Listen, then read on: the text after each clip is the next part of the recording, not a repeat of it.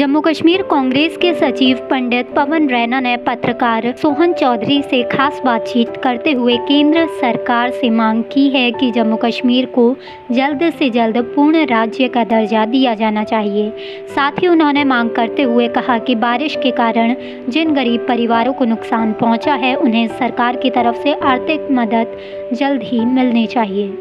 सोहन जी, आप जानते हैं कि पिछले 3-4 दिन से मैं लगातार आरसपुरा, शेरगढ़, बिश्नाह और कंटोनमेंट के इलाकों में चक्कर लगाता रहा। मैंने देखा ये जो बारिश हुई है, इस बारिश ने लगातार लोगों की तबाही कर दी है। कई लोगों, गरीब लोगों के मकान गिर गए, लोगों के घरों में पानी चला गया। शेरगढ़ में मैंने देखा लोगों की फसलें तबाह हो गई। हर जगह इतनी बुरी हालत की इस बारिश ने जो आज तक नहीं हुई।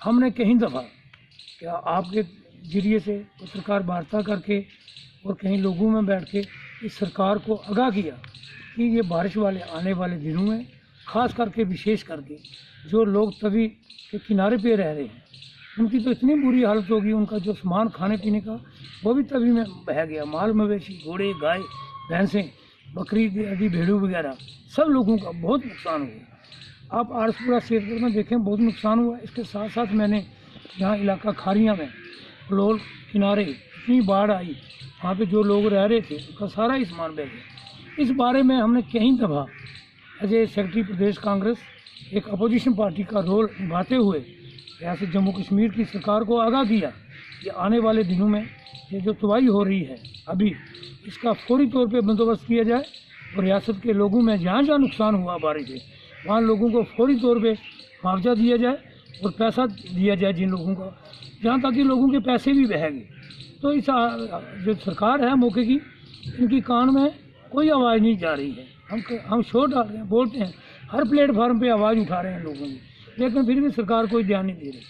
लेकिन फिर भी आज आपके माध्यम से मैं सरकार को जो चेताना चाहता हूँ कि आरसपुरा, शेरगढ़, बिश्नाह और कंटोनमेंट का एरिया जो भी है, ये नंदवाल, बजारा, सवारी इलाके में साथ साथ रोज मोड़, गाड़ी घर, यहाँ से शुरू हो जाएँ। आप देखें जो भी लोगों का नुकसान हुआ है, यहाँ देखें आप इंदिरा नगर में लोगों के वो नीचे कॉलोनी के पास इंदिरा नगर के घरों में पानी चला गया।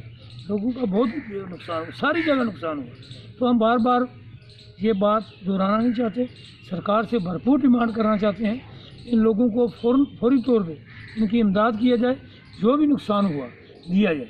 हालांकि आप देखें कि पिछले दिनों में मेरे साथ एडिशनल डिप्टी कमिश्नर वो भी यहाँ पे आए थे, यहाँ खारियाँ में हमने विजिट भी किया, उन्होंने भी देखा लोगों का नुकसान। लेकिन अभी तक कोई इसका भरपूर फ़ायदा नहीं हुआ जो लोगों को होना चाहिए। दूसरा सर, लगातार आप ये मांग उठाते रहे हैं कि जम्मू कश्मीर को पूर्ण राज्य का दर्जा मिलना चाहिए, इस पर क्या कहना आपका?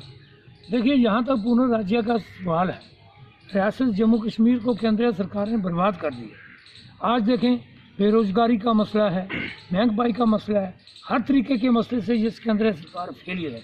राज्य का यहाँ तक मसला है, हम हर जगह और हर वक्त और पहले भी चाहते हैं जो हमारा स्पेशल स्टेटस है रियासत जम्मू कश्मीर का 370 और 35 है, इसको फौरी तौर पे बहाल किया जाए और राज्य का दर्जा जो है वो अभी ही मैं चाहता हूँ जहाँ भी प्रधानमंत्री साहब हों और अमित शाह जी हों, उन्हें फौरी तौर पे अनाउंस करना चाहिए। क्यों कि राज्य को तोड़ने के मसले में ना ही केंद्रीय सरकार ने और ये प्राइम मिनिस्टर साहिबान ने रियासत के लोगों को कॉन्फिडेंस में लिया, ना किसी से पूछा, ना कोई सलाह, ना कोई मशवरा, ना कोई मीटिंग। एक ऐसे जैसे बाढ़ आती ना, इस तरीके से हमारी रियासत को तोड़ के यहाँ यूटी बना दिया। अब यूटी में देखें क्या हाल हमारा हो रहा है, हम कुछ कह नहीं सकते। अब एक बड़ी बात मुसीबत हुई, जो भी डिमांड करेगा राज्य का, जो लीडर बोलेगा या जो भी लोग आवाज़ उठाएंगे, ये हमने अच्छा अजीब तरीका देखा है। ये हिंदुस्तान में पहली दफ़ा उसको पकड़ के अंदर किया जाता है। ये क्या डेमोक्रेसी है? ये डेमोक्रेसी का गला गड़ा हो रहा है। हम भरपूर डिमांड करते हैं, आज भी, कल भी और अभी आपके सामने कह देते हैं कि हमारा जो राज्य का दर्जा है वो फ़ौरन बहाल किया जाए। 370 स्पेशल स्टेटस है हमारा, जो राजा महाराजाओं ने बहाल किया था 370, तो हमारा हक छीने के हमें निहत्था कर दिया गया है। इसलिए बार बार मैं आपके माध्यम से ये रिक्वेस्ट करता हूँ केंद्र सरकार से, ऐसा ना हो कि यहाँ गांधी जी ने जैसे एजिटेशन करके, पीसफुली एजिटेशन करके अंग्रेज़ों को भगाया था, तो हमें भी कहीं वो दिन ना देखना पड़े, हमें भी भूख हड़ताल और मरण लोगों को न रखने पड़े यहाँ से 370 और हमारा राज्य का दर्जा लेने के लिए। इसलिए हम ये वापस दोहरा रहे हैं कि हमारा जो राज्य का दर्जा है वो केंद्र सरकार को वापस देना चाहिए।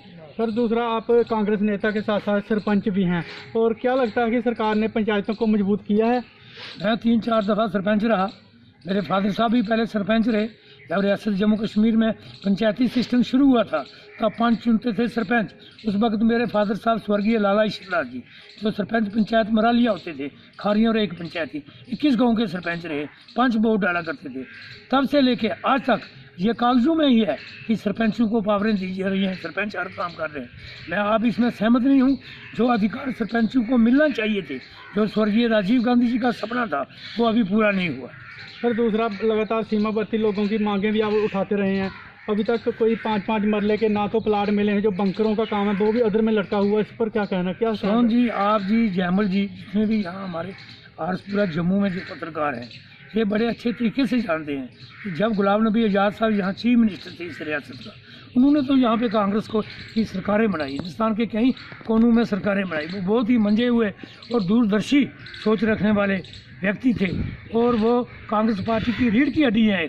उनके ज़माने में जब वो यहाँ चीफ मिनिस्टर थे, उन्होंने बॉर्डर आरसपुरा, शेरगढ़ और रामगढ़ और पूंछ तक जो जितना भी बॉर्डर एरिया है, उन लोगों के लिए एक प्लान बनाया था कि बॉर्डर के जो लोग हैं, आज दिन पाकिस्तान एक बेईमान मुल्क है, उसकी फायरिंग से उनका माल, जानी माल और हर नुकसान होता है। उनके लिए उन्होंने उस वक्त एक पहल की थी कि बॉर्डर के जितने भी लोग रहने वाले हैं, इनके लिए 5-5 मरले प्लाट जो है हम देंगे।